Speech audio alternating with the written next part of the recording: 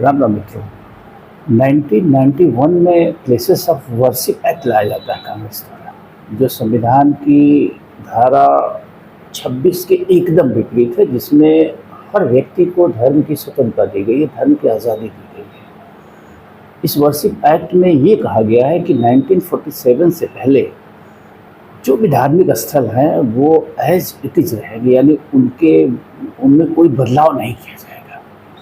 और वहीं 1995 में वक्फ बोर्ड में संशोधन किया जाता है और वक्फ बोर्ड को यहाँ तक अधिकार दिया जाता है कि if they have reason to believe, अगर उन्हें ऐसा प्रतीत होता है कि ये संपत्ति वक्फ बोर्ड की हो सकती है, किसी ने वक्फ किया होगा इसे, चाहे वो औरंगज़ेब हो या औरंगज़ेब का बाप हो या फिर बंटवारे के बाद यहाँ से भाग गए मुसलमान हो की संपत्ति हो, वो वक्फ की संपत्ति हो जाएगी। माय गुडनेस, वोट के लिए कितना गिरेंगे ये सब। और सबसे बड़ी बात यह है कि क्या कुर्बानी के लिए सिर्फ हिंदू ही हैं? क्या हिंदुओं ने ही ठेका ले रखा है कुर्बानी के लिए? एक तरफ वर्शिप एक्ट जिसमें हिंदुओं को सीधे सीधे मना किया गया है कि वो अपने किसी धार्मिक स्थल जो गुलामी के समय तोड़ दिए गए थे, तमाम आक्रांताओं द्वारा, भारत सदियों सदियों तक गुलाम रहा, ये दुनिया जानती है। और इसके अनेक प्रमाण हैं कि हमारे तमाम धार्मिक स्थलों को तोड़कर, नष्ट करके उनमें मस्जिदें बनाई गई हैं। ये व्यवहारिक रूप से हम सब जानते हैं।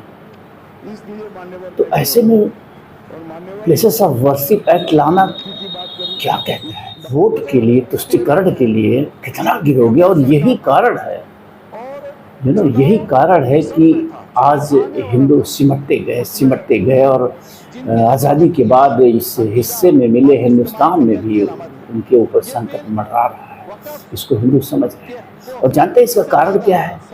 अगर मैं कहूँ तो इसका कारण सिर्फ और सिर्फ हमारे बीच, यानी हम हिंदुओं के बीच फैला जातिवाद है। क्योंकि ये नेता जो सिर्फ और सिर्फ जाति की राजनीति करते हैं, वो जानते हैं कि जाति के नाम पे हम अपने वर्ग को बरगला लेंगे।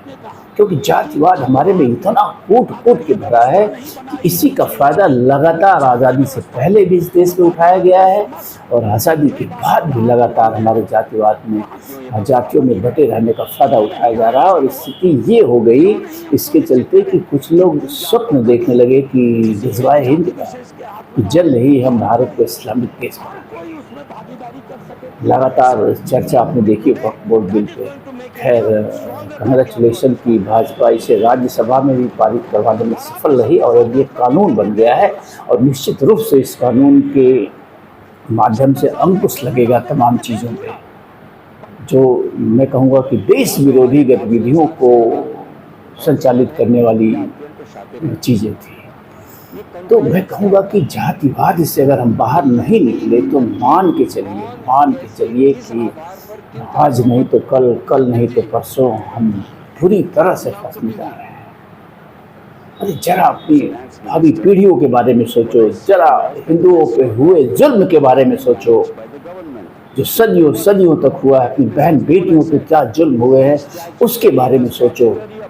देखो, जरा विजुअलाइज करो कि क्या क्या हुआ है तुम्हारी बहनों के साथ, तुम्हारी माताओं के साथ, तुम्हारे बच्चों के साथ। अरे छोड़ो पीछे की बातें, यही कश्मीर को देख लो। आज़ादी के बाद कश्मीर में हिंदुओं के साथ, सिखों के साथ, ब्राह्मणों के साथ क्या हुआ उसको जरा याद कर लो।